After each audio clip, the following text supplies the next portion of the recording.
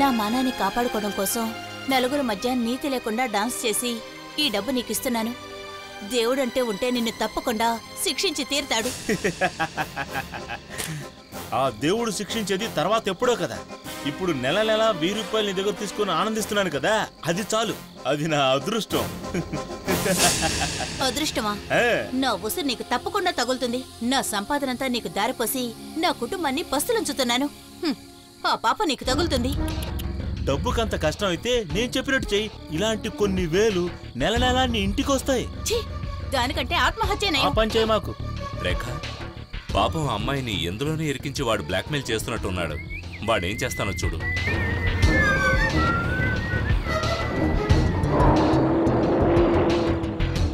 విజయ్ వాడు వెళ్ళిపోయాడుగా. వాడు వెళ్ళిపోతే ఏంటి, ఆ అమ్మాయిని ఫాలో అవుదాం రా.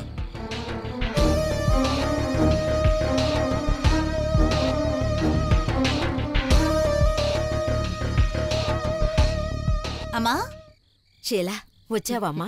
ప్రతిరోజు నువ్వు వచ్చే వరకు నా గుండెల్లో రైళ్లు పరిగెడుతున్నాయమ్మా. ఏమ్మా రోజు ఇలా లేటుగా వస్తున్నావు? అదొక సమస్యమ్మా. ఒక్కో నెల 1000 రూపాయలకి సమాధానం చెప్పాల్సి వస్తుంది. ఏమంటున్నావమ్మా? ఏం లేదు, అది ఆఫీస్ గొడవమ్మా. ఏదో డబ్బులో తేడా వచ్చి. ఇంటి ఖర్చులకి డబ్బు తీసుకొస్తానన్నవే, తెచ్చావా? లేదమ్మా, 2 రోజుల్లో ఎలాగో ట్రై చేస్తాను. ఆ దేవుడు నాకు మగపిల్లాన్నిచ్చుంటే నీకీ కష్టం ఉండేది కాదు కదమ్మా. నువ్వలా మాట్లాడకమ్మా. తల్లిదండ్రులను పట్టించుకోకుండా తిరుగుతున్న కొడుకులు ఎంతో మంది ఉన్నారు. అక్క, మా స్కూల్లో అందరూ మహాబలిపురం వెళ్తున్నారు. నన్ను వెళ్ళమంటావా? వెళ్ళు. వెళ్ళమంటే ఎలా? డబ్బులు ఇవ్వాలి కదా. ఎంత కావాలి? 15 రూపాయలు.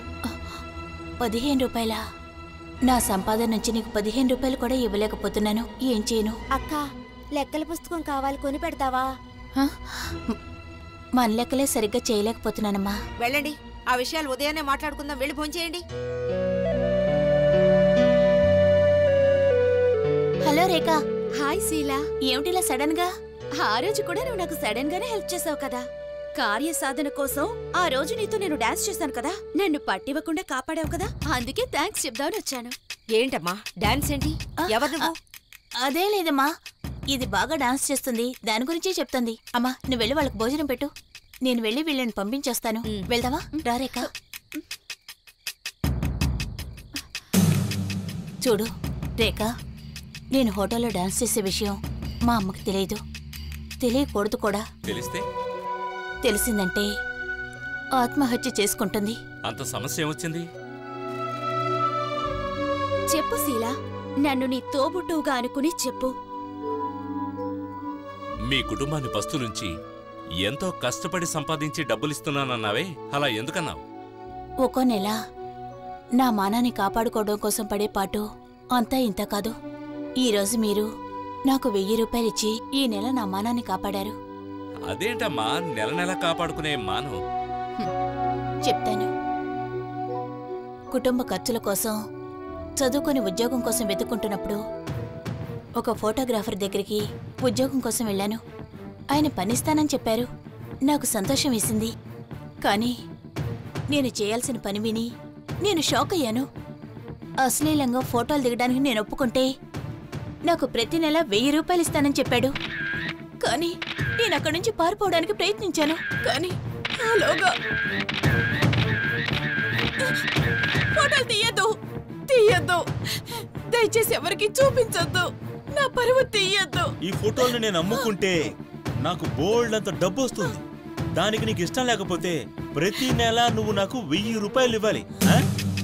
బ్రతకడానికి వేలు సంపాదించలేకపోయినా మానం కాపాడుకోవడానికి ప్రతి నెల హోటల్లో డాన్స్ చేసి వాడికి 1000 రూపాయలు ఇస్తున్నాను.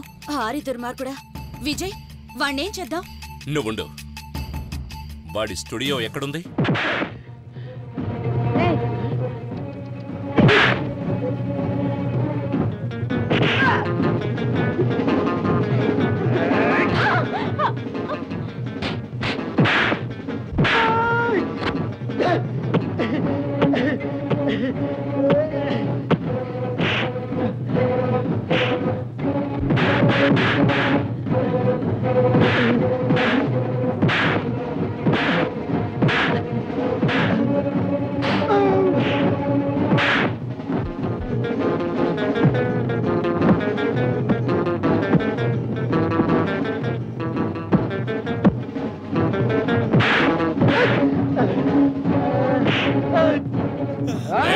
ఎక్కడ అమ్మాయి ఫోటో నెగటివ్స్?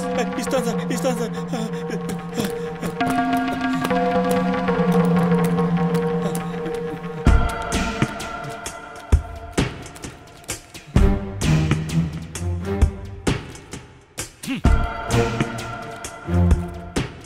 అరచి నువ్వు అలాంటివి చూడకూడదు. ఏరా నీకు అక్క చెల్లెళ్ళు ఉన్నారా? నిన్నే అడిగేది. ఉన్నారు. నువ్వు పంచే మీ అక్క చెల్లెలు ఫోటోలు ఇలాగే తీసి వీధులంబడ తిరిగి అమ్ము. సరే సార్. దీనికి కూడా సరే అంటున్నాడు. వేరే ఏమైనా నెగటివ్స్ ఉన్నాయా? షీలా నెగటివ్లు ఇవేనండి, మిగతావన్నీ వేరే అమ్మాయిలు అండి. వేరే అమ్మాయిలవా? ఈ నెగటివ్స్ అనే మాటే వినపడకూడదు. తప్పుకో. ఎరా ఇవన్నీ కూడా అలాంటి ఫోటోలేనా? దుర్మార్గుడా. విజయ్ వీడికి ఈ శిక్ష సరిపోదు. ఏం చేయాలంటావు? వీణ్ణి కూడా ఈ విధంగానే ఫోటోస్ తీయమంటావా? ఫోటో మాత్రమే తీస్తే సరిపోదు. దిగంబరంగా వీడిని రోడ్లంతా తిప్పాలి, నలుగురు వీడిని చూసి నవ్వాలి. చేస్తే పోయే. తొందరపడకు, నేను బయటకు వెళ్తాను. సార్ సార్, ఆ విధంగా నేను బయటికి వెళ్తే జనం పిచ్చోడు అనుకుని రాళ్లతో కొడతారు సార్. మరి నువ్వు ఎంతమంది ఆడాలని పిచ్చవాళ్ళని చేస్తుంటావు? బోర్దీరా సార్, కొంచెం మీరు బయటికి వెళ్తారా?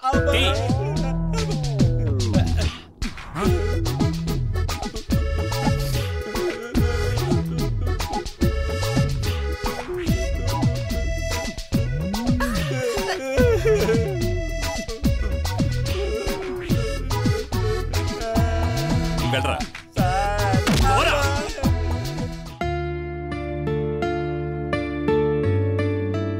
ఈ నెగటివ్ ఆ పాపాత్ముడు బయట పెట్టుంటే నేను నా జీవితాన్ని కాల్చేసుకునేదాన్ని.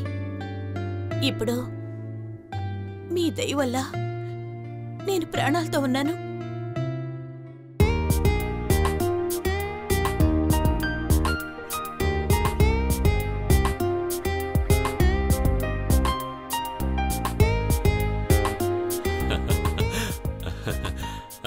మరి మేము బయలుదేరతాం.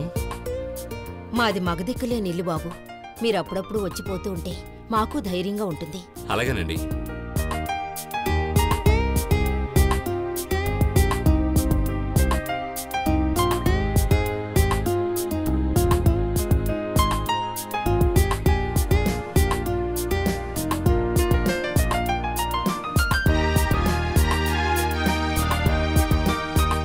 మీ మేలే జన్మలో మర్చిపోలేను. చాలా థ్యాంక్స్ అండి. పర్వాలేదు, వెళ్ళొస్తాం. ఇకరా మనం వెళ్దాం. వదులు. ఏంటి బలవంతంగా లాక్కుపోతున్నా? నువ్వేంటి ఆ అమ్మాయిని అలా చూస్తున్నావు? థ్యాంక్స్ చెప్పింది. పాపం జాలేసి అలా చూశాను. అదేంటి నీకు థ్యాంక్స్ చెప్పేది? తన మానాన్ని మనం కాపాడాం కదా, థ్యాంక్స్ చెప్తే తప్పేంటి? సరే చెప్పింది అనుకో, ఆమెతో ఏంటి నువ్వు ఈ అంటే ఫోజులు కొడుతున్నావు? ఎవరింటికైనా వెళ్ళినప్పుడు తిరిగి బయలుదేరుతూ వెళ్ళొస్తామని చెప్పడం మర్యాద. అందుకని ఆమెందుకు నువ్వు ఇంకా అని చూడాలి? తను నన్ను చూస్తే నన్నేం చేయమంటావు? నీ వైపు ఎవరు అలా చూడకూడదు. అయ్యో, దీంతో పెద్ద గొడవ అయిపోయిందే. ఎక్కడికైనా బయటకు వెళ్ళేటప్పుడు నన్ను ముసుగేసుకుని తిరగమంటావా ఏంటి? నువ్వు ఇలా హెల్ప్ చేస్తూ ఉంటావు, వాళ్ళేమో నీకు థ్యాంక్స్ చెప్తారు. చూడు, ఈసారి నువ్వు ఎవరికైనా హెల్ప్ చేయాలనుకుంటే పెళ్ళైన వాళ్ళకి మాత్రమే సరే, చేయాలి. నీతో మొదలెడతా. అంటే నాకు పెళ్ళైందా? నిన్నెవడు చేసుకుంటాళ్లే. ఏ పోగుతున్నావు? మొహం చూడు, గుద్దు. అయ్యయ్యో, ఇది పెద్ద తలనొప్పిగా తయారైందే. ఎంతవరకు బాగానే ఉందిగా, ఇప్పుడేమైంది? ఎండాకాలం కదా, అందుకేనేమో.